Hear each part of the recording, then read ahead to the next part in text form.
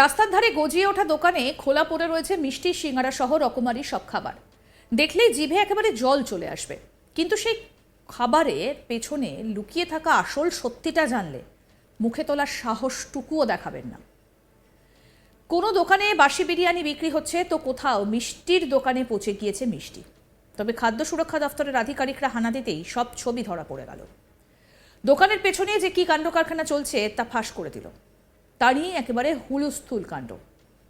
এরপরে ভরা বাজারের সামনে দোকানদারকে কান ধরে উঠবোস করালো খাদ্য সুরক্ষা দপ্তরের আধিকারিকরা। আসুন এবার এক ঝলকে সেই ভিডিওটা আপনাদের দেখাই, দেখুন। কত বেরিয়েছে না, ধরো হাত ধরো, হাত দিন রং মেশা মনে হয়। এগুলো কি দিন রং মেশা মনে হয়?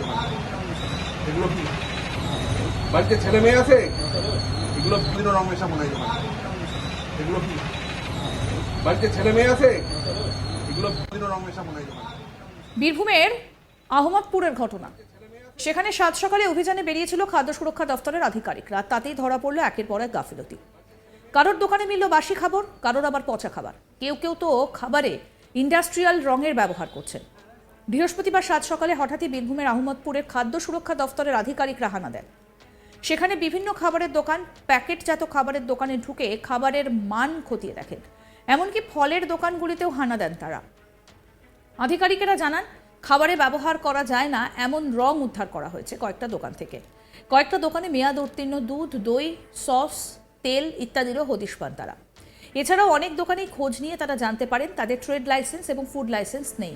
সেই সঙ্গে মিষ্টির দোকানের ভেতরে ঢুকে দেখেন খাবারে ফুড কালার মেশানো হয়েছে। এরপরই দোকান মালিকদের ধমক দেন। সেই সঙ্গে এক কর্মীকে কান ধরে উঠবোস করান খাদ্য সুরক্ষা দফতরের আধিকারিকরা। দেখুন। বাড়িতে ছেলে মেয়ে আছে? এগুলো দিন রং মেশা মনে হয়। এগুলো কি বাড়িতে ছেলে মেয়ে আছে? এগুলো দিন রং মেশা মনে হয়। এগুলো কি বাড়িতে ছেলে মেয়ে আছে? এগুলো দিন রং মেশা মনে হয়। এগুলো কি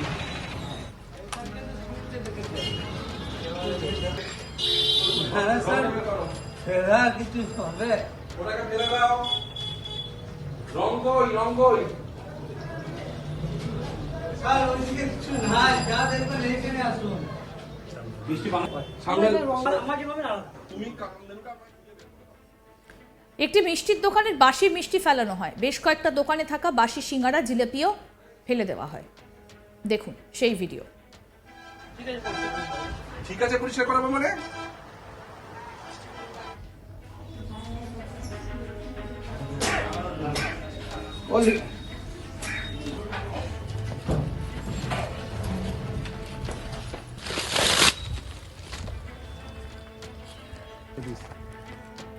খাদ্য সুরক্ষা আধিকারিক বলছেন, আমরা একটা অভিযান চালালাম, যেগুলো খাদ্যোপযোগী নয় তেমন রং যেন খাবার তৈরির ক্ষেত্রে ব্যবহার না করা হয়। যাদের লাইসেন্স নেই তারা যেন দ্রুত লাইসেন্স করিয়ে নেন, সেই বিষয়ে দোকান মালিকদের সতর্ক করা হয়েছে।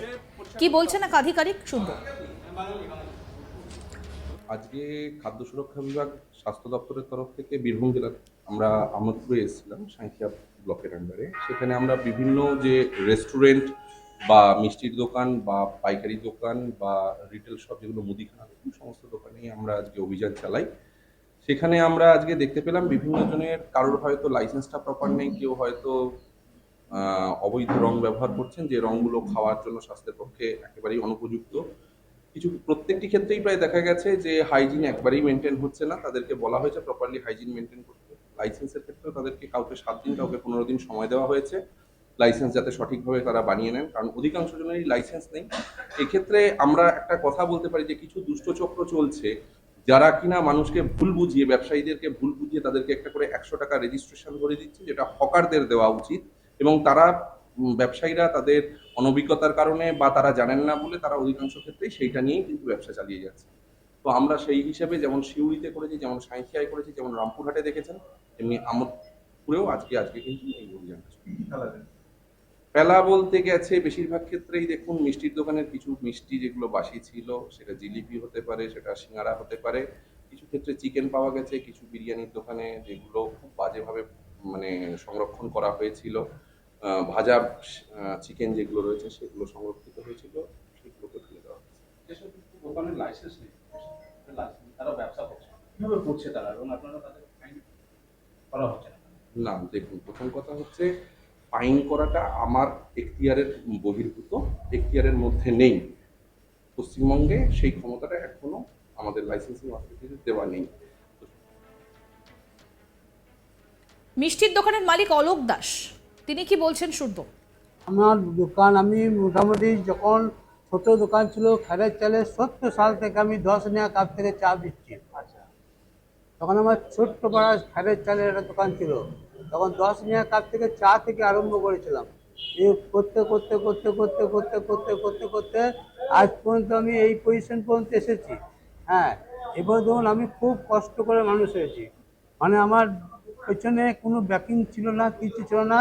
তখনকার দিনে আমি 1 টাকা চা পাতি আর 2 টাকা চিনি এনে আরম্ভ করেছিলাম। এখনকার ঢুকতে দিও না গো। 1 টাকা চা পাতি আর 2 টাকা চিনি এনে আমি চা বেচতে আরম্ভ করেছিলাম। আমি হাটে চা বেচতাম, দোকানে চা বেচতাম, এই করে করে আমি আজ পর্যন্ত আস্তে আস্তে আস্তে তারপরে চপ সিঙ্গারা করতে লাগলাম, তারপরে দুটো ছেনানি মিষ্টি করতে লাগলাম। এই করতে করতে আমি নিজে একা করতাম। এই করতে করতে আজ পর্যন্ত আমি এই পজিশন পর্যন্ত এসেছি। খুব কষ্ট করে মানুষ এই হয়েছে। যে দোকান করছেন লাইসেন্স ছাড়া, registration না, করছেন। লাইসেন্স আমাদেরকে যেমন দেখেছি যেমন করেছি, না করা হয়নি। আমাদেরকে টাকা নিয়েছে, 2000 টাকা নিয়েছে, 5 বছর লাইসেন্স করে দিয়েছে। ধরুন আমার স্যার অত ইংরেজি পড়তে যায় না, বাংলা অত পড়তে যায় না, আমরা লেখাপড়া শিখতে পারি না। এবার আমাকে যেমন দেখিয়েছে আমি সেরকম করে লাইসেন্স দিয়ে গেছি, করেছি।